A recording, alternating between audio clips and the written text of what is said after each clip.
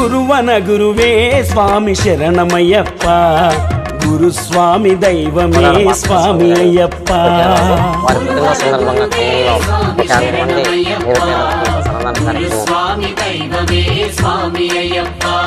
ఆ బ్రహ్మ విష్ణు మహేశ్వరుడు నీవేనప్ప, తల్లిదండ్రి తర్వాత స్థానము నీదప్ప. తల్లిదండ్రి తరువాత స్థానము నీదప్ప.